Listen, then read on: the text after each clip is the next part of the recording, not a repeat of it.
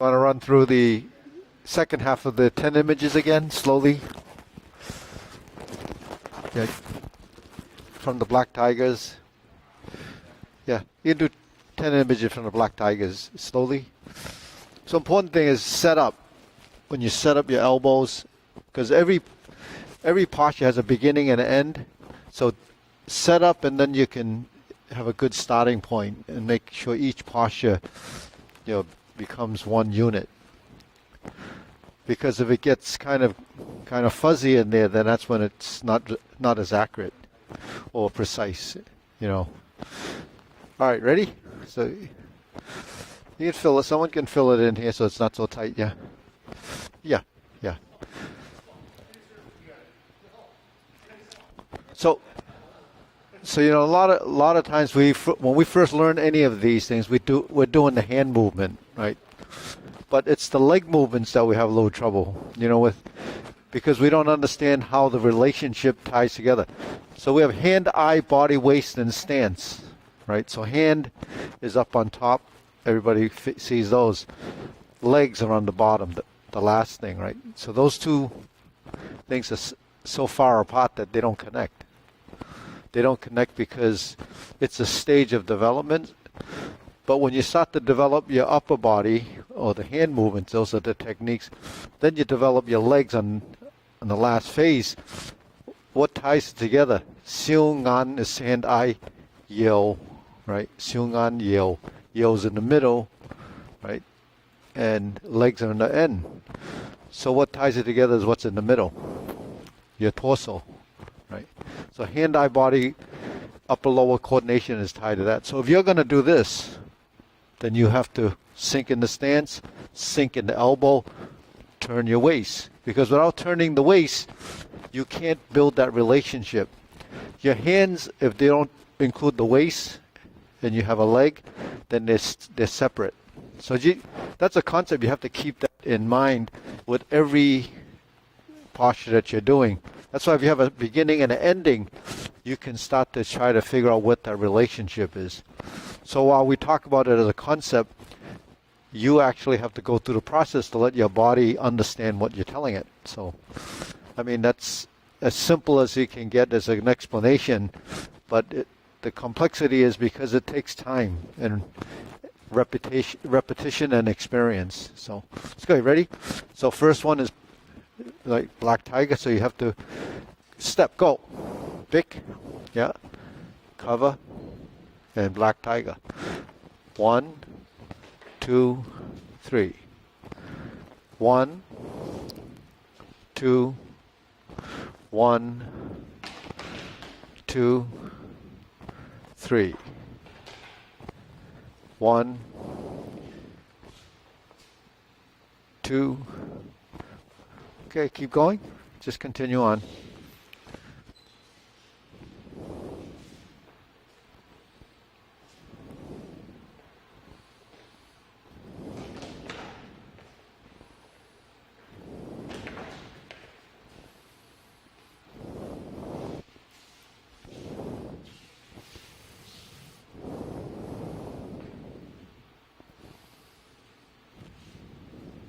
Yeah, keep going. Then this goes into the leopard.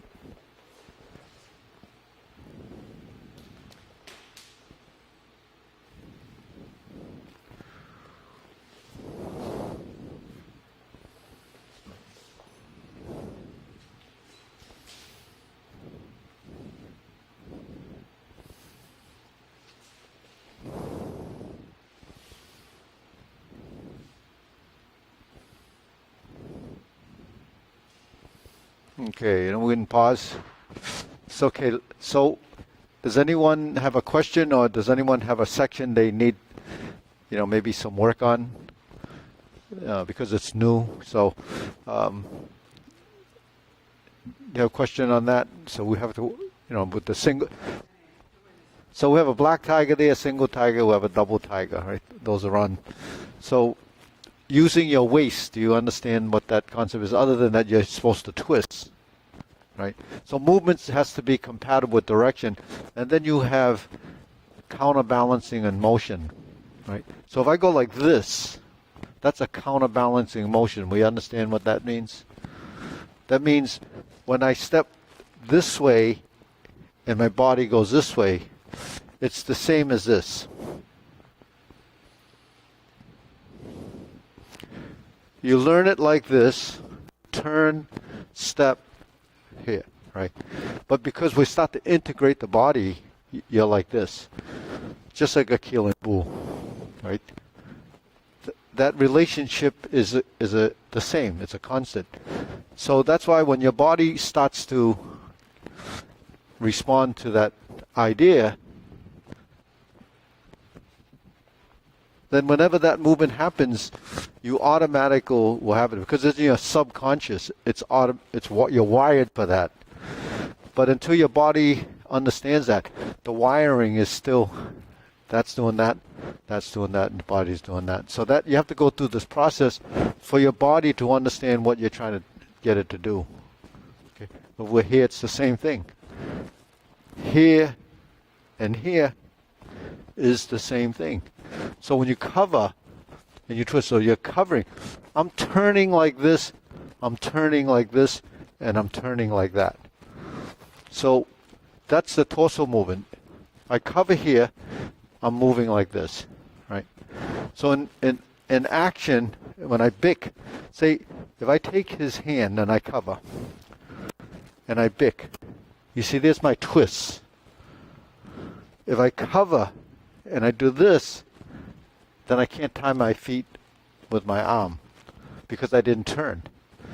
And because I'm here, if I don't turn, I actually can't use my elbow. Even if I twist my step out like this, I can't tie it to my legs. But when you're doing the form, it's virtual, so you don't feel that. It's not tangible. But when you see a cover hand and a twist, now you can see why it has to be like that. So that's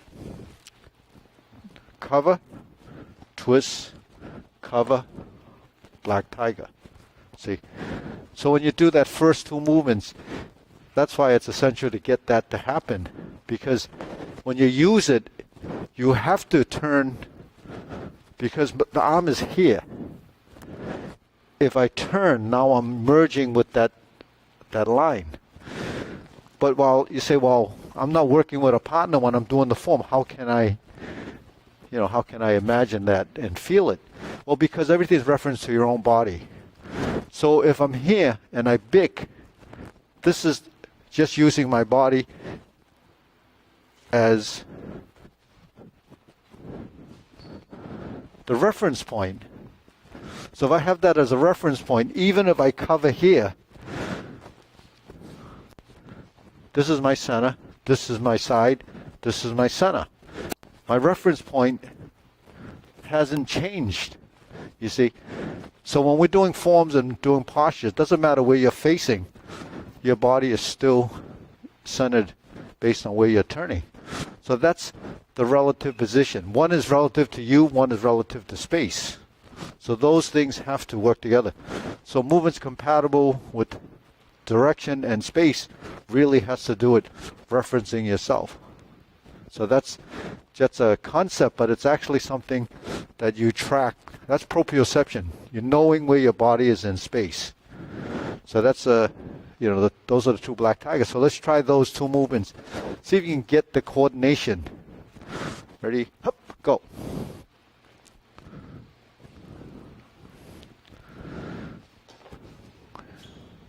Okay, then you do the next one. What's the next movement? Cover and push. Okay. Stomp and up, right? Okay. Stomp and cover. Okay, go. Okay. Okay, now we'll shake that out. So double tiger is really coming from the shoulder and it's projecting out like that. Right? So it has a downward movement. So while we have directions right and left, right and left.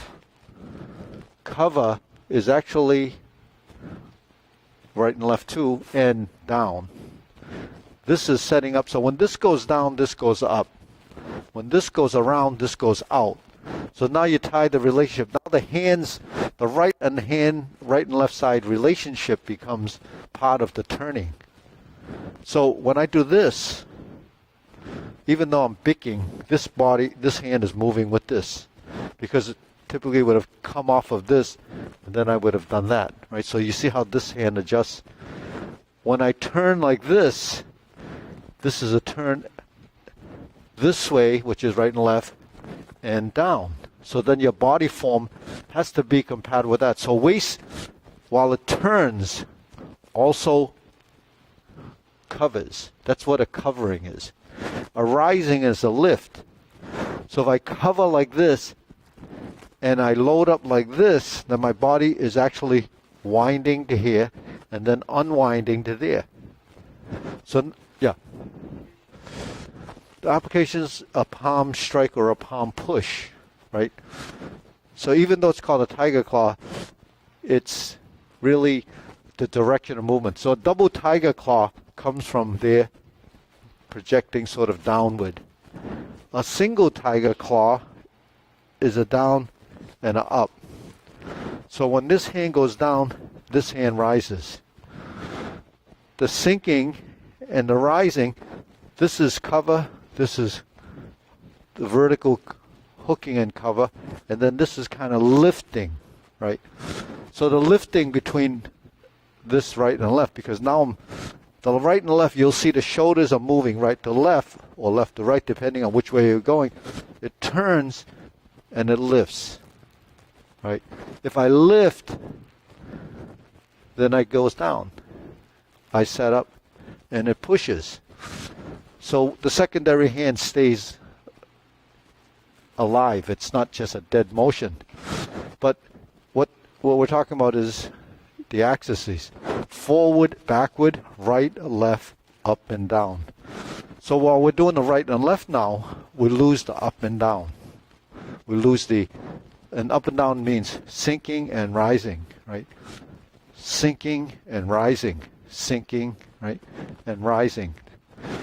Those directions they're in every movement or every posture, there's some piece of that, right? When I'm here, I'm down, up. The up is here. Now, because I'm turning, then the relationship ties to the leg. If I don't turn, it doesn't necessarily connect. See, but when you turn, it's not because you just want to turn for the sake of turning. You're turning because your center is here, to there. If I step back and I cover and I turn and I push, the direction is there, the hand is here, the nose is here, the knee is here. See, so those are the posture, the alignment of that position. When I stomp, the alignment of this position is here. One goes through to here. If I go like this and I palm like that, it doesn't go through to here. It goes through here and over there. That's not supported, so it's not structurally sound. See, so every time you go into a stance or a position, you have to look for your alignment as a position. That's what Logakun has. You can't go to scoop, and do that. Now you see that, as an example, no turning of the waist. So if I go like this and no turning of the waist, and I sink, there's no structure in the leg. If I step like this, and this too is, even though it's not like this, it's this, right? This is moving like this is moving like this. Counterbalancing a motion, right? So that gives you the lower, the legs with the hands. Now once I'm here and I step, my body loads up. Unload, or winding and unwinding, allows me to connect here. Point of impact is supported there. See, so that's what we're trying to. The timing and movement, the end of the movement is the final position.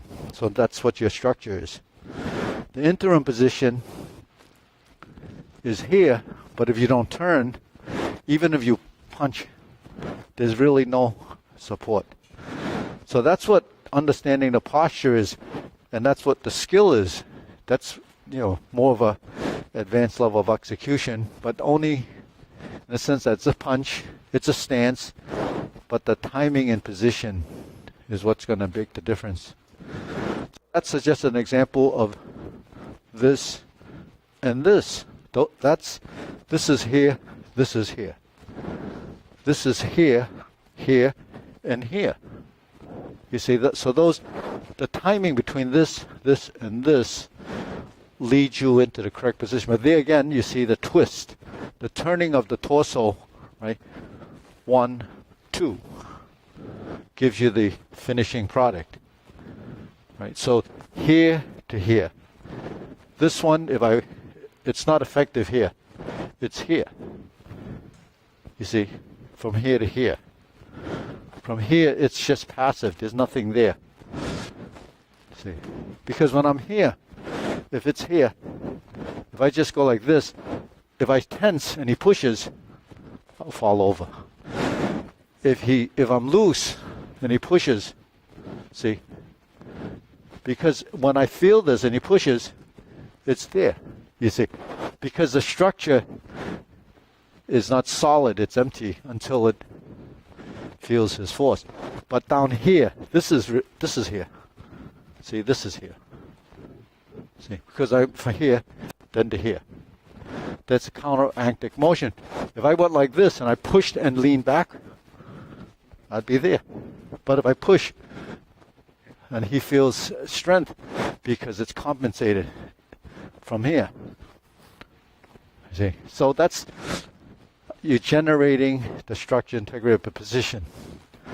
Okay, so let's go back to the double block, the 10 tigers, and then move from there, right? You do your 10 tigers, and then we would do. Okay, ready, go. The big, 1, 2, 3.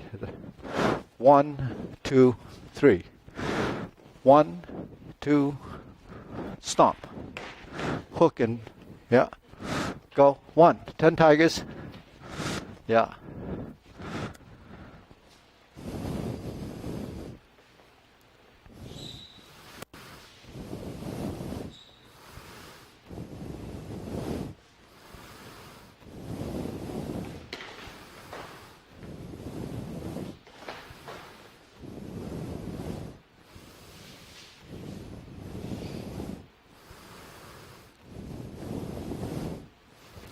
Turn, 1, 2, 3, lunge. Okay, now next movement, now this goes up. So because we lunge here, we shift.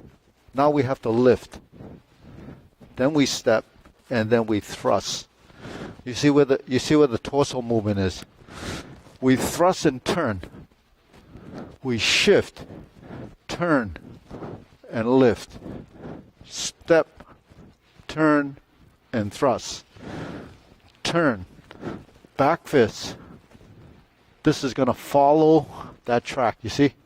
This hand is there. Then the hand here, and then it turns. For this to capture this hand, it has to merge to here. This is going right in there, and then sink and lift. So if it's this, I see sometimes this, because the stance, if you complete the stance too early, you can't tie it to your hands. So you have to, if you're setting up your stance, the interim part is here. The second part is here. So this is down, this is transition, this is up. So here, down, sink the elbow. As you start to change your body, I'm turning my torso, I'm changing my legs. 1, 2, 3, 4. You see? And then when you're here, the wrist sinks. See, so that's timing. To build timing, you have to have the sort of incremental body form, right? So if I'm here and I shift and I step, the incremental body form is your setup. And then when I go like this, I'm here. Sink, lift. You see? So those incremental body form positions are the minute little transitions when his hand has my, like this, and I sink, and I turn, and I do this, and I come down. This is what has to happen here. Because if you don't learn it here, then when he grabs your hand, you don't know what to do because this thing is dead. This side is not familiar with action. So you have to learn some way. So when he's here, you might just do that. Here, here, here. Right? So that's why it's so important to have this. This is here. This is going to go here. So this knows to do this, just like this knows to do this. So this to this is this. That's the same action. So you see how, once you get it in one form, it starts to filter into the other forms because your body is knowing. It knows what the next thing is. So this open and close, rise and fall, that's the direction of motion. That's your vertical axis, horizontal axis, and the sagittal direction, front to back. So when we do this, it's the leg work, the waist. So here, lift. So when I go up, this goes down. When I sink, I can step. If I go like this, I just step like that, you didn't use your other leg. So you have to sink first. Sink, turn, kwa. Right? That kwa, that body form in the kwa, right?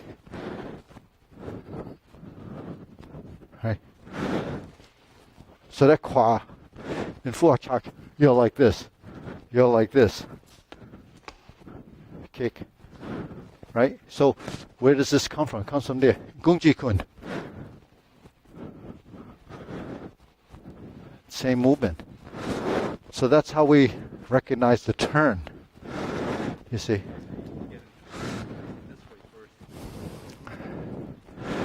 Yeah, because when you chop. Yeah. So like in the 5 stanzas, what do you do, right? 5 stanzas. 1, 2, 3. Because you have to, you can't prematurely start swinging because you don't have your legs. So when you cross the stance and you turn, your hand is already in position to respond, but it's not committed. If you commit here and you miss and you don't have footwork, then you're going to hurt yourself just, missing your target. So you have to be in position first, turn 1, 2, 3, 4. Right? That's 5 stances. But the people that do 5 stances are all red belts, learning it. But when you lead it, the better you do it, the better you're actually practicing that. So really, the fundamentals are there. When you're here, and you're here, and you're here, those two from full hawk. So those 2 movements are essential as a fundamental. Because you're timing here and the turn here. Up, the body, right? Here, I might not be doing this, but I'm doing this, right? When you do your double sword form and you do this and you're there, right? That's your body form. 1, 2, 3. 1, 2, 3. So that's why once you have the empty hand body form, then it just filters into everything else you're doing or becomes part of what you're doing. So you start to recognize. If you go here, here, this is sink, sink, lift, twist, sink. So here you spin. The cross stance, step, step, here. This is 1, 2, 3. 1, 2. So the idea of twisting and crossing, it's the same twist. If it's a motor skill that's tied to your waist, your lower back. So everyone's lower back wants to be strong, but it should be mobile. It's functional. So that kinetic chaining has to be developed as a sequence of events. So when we break it down, right? When we break it down, we park and we cross here. See, 1. So this idea of this becomes big. You learn it big without the step, big with the step. So to get that to happen, you practice that. Just that motion. You have it here. So once you have it here, the difference between the salute and that is just the width of the length of this. It's not this. It's this. Recognize this? Right? So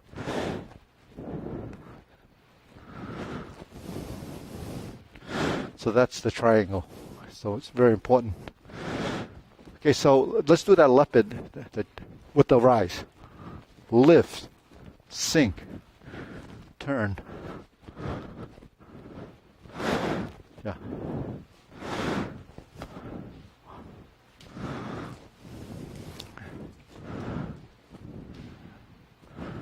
Sink. Sink again. Sink. Yeah. So when someone grabs your hand, it's not just sink, it's a complete change of strength. The complete change of strength is it's moving to here. Because the strength, if it's conflicted, I would get stiff here and I can't get it around. So I have to sink, turn, turn, turn, turn. So that's a chain of events. So it has to be here.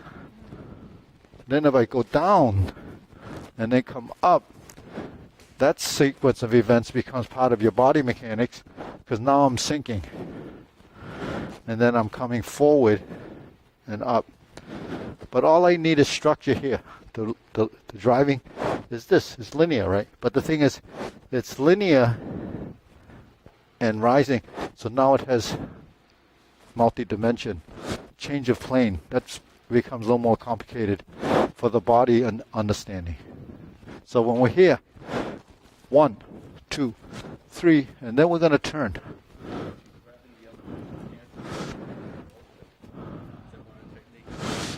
Well, actually, this is for your own practice.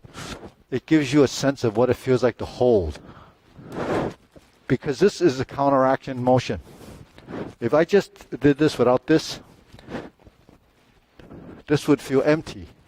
There's no relationship to make that connection. But at the same time, if you grab my wrist and I go like this, because this becomes just keeping your hand there. Yeah, so this just keeps the wrist in the right position, but I'm not really holding it tight. It's just for relationship. Yeah, so third form is the same thing. This in third form, okay, let's just do that move on the third form, right? You're like this, then you're like that, right? Yeah, the step through. Yeah, so the most critical part of that step through for it to be applicable is shrinking and moving into your elbow. Because if someone grabs your wrist like this, and you're in this position, you can't just do this. You can't do this because you have to do this, right? So to do this, you have to do this. See, so when I do this, it does that. But then when I'm in the form, it's like this. When I do this, it does that. So without doing this, I don't have the leverage to do that. Because I don't have direction. This, if I do this, I'm folding and I'm going. So you have to bring your elbow to a horizontal position and sink and turn. See, so that's why that's the body form and timing. So you notice in the form, 1, 2, 3, 4, right? Sink, thrust, pull, 1, 2, 3, 4. See, when the twisting of the body is the setup for the body form. So there's lots of twisting and turning of your lower back. Relaxing, lifting, step. So this is lift, lift, lift. Those are similar lifts. But if you're lifting, that's a strike. You know, if I go like this, if I'm on a lift, that has to be a lift. It's not kind of just picking it up. There's no strength there. The lift is getting this as a strike, right? So if you're like this, and because it's quick, when you lift, when I lift, if he sweeps, I have to lift so it's fast enough to get out of the way. But you have to have balance, right? So when you lift, then you step down. All the strength and support is here. That's what we develop. When we lift and then sink, then you know you have control. If you sink and you drop, then you're going to trip yourself, right? So that's what agility of footwork gives you, strength and stability. Yeah. So that's all. That's why we say hand, eye, body, waist, and stance. The ma. The stance is the structure, the horse stance, the leaning stance. Shifting is transition. That's the ma. Bu. And then the technique is the method. Leg method, how you twist the foot. All of that becomes part of the legs. So, all right. Okay, we'll bow. Hup.